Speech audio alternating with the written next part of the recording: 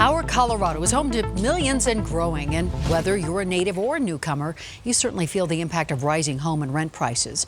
And here at Denver 7, we're committed to addressing issues to help get us through some of these growing pains. And what we found is that some of our neediest neighbors are especially having a tough time finding a place to live.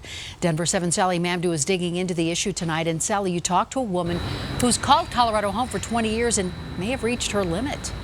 And natives will tell you Colorado today doesn't look familiar, and for some it had forced them out of their homes and into the streets.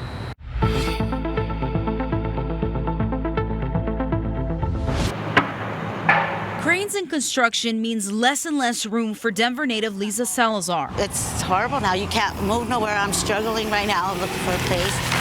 Lisa has been homeless for a month. Her rent just spiked, and she can't find a place to accept her rent assistance voucher. I've been on Section 8 for, I'm not lying, about 20 years, and I've never had this problem ever. She says her Colorado looks a lot different back then than what it looks like today. I just think the rent and everything is just outrageous, and all the people coming here, and and then it's making us people that been here, all our lives, and now we're like homeless, and they come and move over here, and then now they have these nice homes and stuff, and we're just out on the street.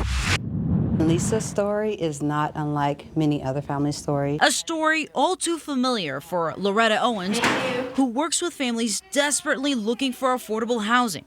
Owens is the director of the Housing Choice Voucher Program, known as Section 8 at the Denver Housing Authority. She says they have the capacity to provide vouchers to just 7,000 people, which doesn't even come close to meeting the need of 20,000 families. And even with weekly lotteries, only a few find a place. Unfortunately, even with this effort, less than 100 families from the lottery has actually leased up. She says the problem lies in the number of landlords turning away from Section 8 vouchers. A Section 8 voucher for a one-bedroom is around $1,300, but the average rent in Denver for a one-bedroom apartment is around $1,500. That's the caveat, because the voucher, you're limited to so much funding, so we cannot afford to pay, an exorbitant amount of rent for a unit. So we need the housing providers to be reasonable in their contract rent so that the families can actually utilize their voucher in these places. For Lisa, the clock is ticking. She must find a place to live before her voucher expires. It's horrible. It's just,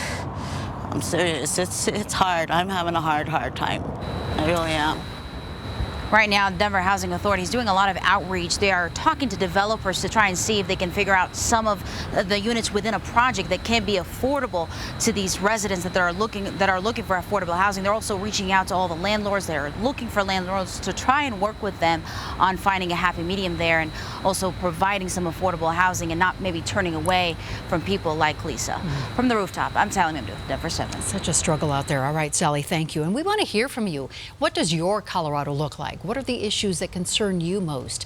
You can email us at ourco@thedenverchannel.com.